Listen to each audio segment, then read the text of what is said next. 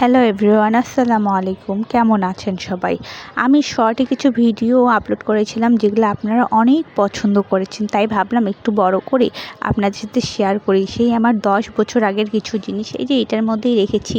প্রায় অনেক দিন হয়ে গেলো, এগুলো বের করা হয় না, তাই অনেকটা ময়লা পড়ে গেছে। যে প্রথমেই দেখাচ্ছে এই পুঁথির জিনিসগুলো, এগুলো দিয়ে কিন্তু খুব সুন্দর ঝুমুর হয়, আর এগুলো দিয়ে কিন্তু অনেক বড় বড় ঝুমুরও হয়। কিন্তু এই পুঁথিগুলো না অনেক দাম পড়ে যায় বলে কেউ সহজে এগুলো কিনতেও চায় না, আবার বানাতেও চায় না। বানানোর কিন্তু খুবই খাটনি আছে, যার কারণে এই যে আমি দেখাচ্ছি এগুলো ছিল ফুল কিছু একটা। এইটা হচ্ছে ব্যাগ বানানোর জন্য কিছু ফুল ছিল। আমি কিন্তু বেশ কয়েকবার এইগুলো চেষ্টা করি একটা নতুন নতুন কিছু বানানোর, কারণ আমার কিন্তু খুবই ভালো লাগে এটা দিয়ে কী বানানো যায়, সব কিছু ট্রাই করি। এই আঙ্গুরগুলোও বানিয়েছিলাম। এই যে এইগুলো কিন্তু ছিল কালো আঙ্গুর, আর এই যে এইটা ছিল, এটা হচ্ছে যে থোকা আঙ্গুরগুলো থাকে না, সেগুলো আঙ্গুর।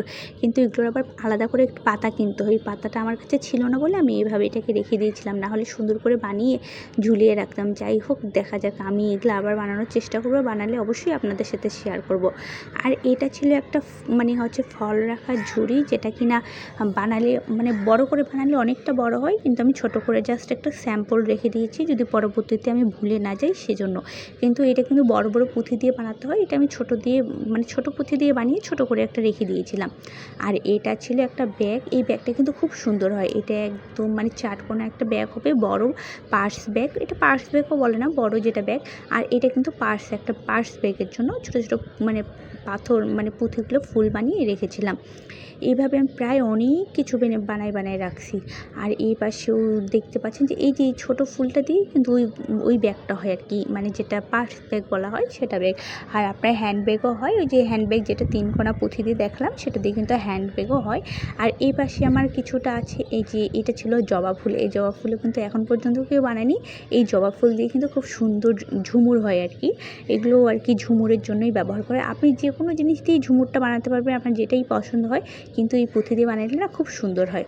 তো এখানে না আমি যে ঝুমুরের যে পিছনের যে ডাঁটিটা আছে সেটা আর কি বানিয়ে রেখে দিয়েছিলাম, যে কয়টা করে লাগে। এটা কিন্তু একটা ঘর থাকে বা একটা হিসাব থাকে, সেটা হিসেবে বানানো যায়। আর এই যে এই ডলফিনটা দেখছেন, এটা কিন্তু আমি ইউটিউব দেখে বানিয়েছিলাম। ডলফিনটা কিন্তু খুবই সুন্দর হয়েছিল। আর এটা আপনি ওই যে চাবি রিং হিসেবে ব্যবহার করতে পারেন, বা অন্য কিছুতেও আটকানো যায়। এগুলো বিশেষ করে এই ছোটো ছোটো পুতুল বা আরও অনেক কিছু বানানো যায়, যেগুলো আর কি চাবি রিং হিসেবে ব্যবহার করা যায়, এই আর কি।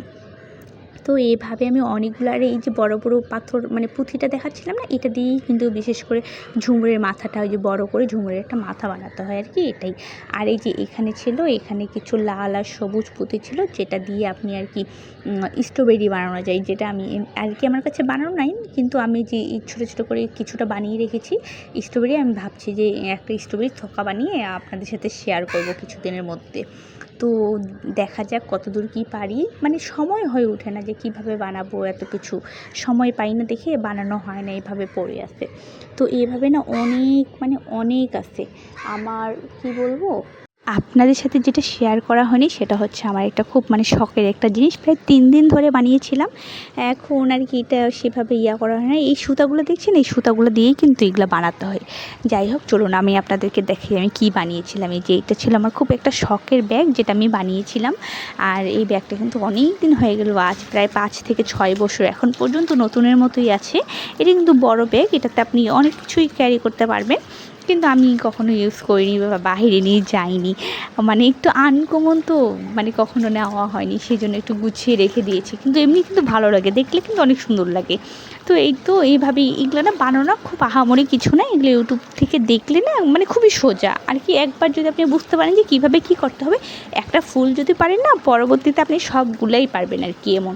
তো এইভাবেই আর কি, আপনারা যদি চেষ্টা করবেন অবশ্যই।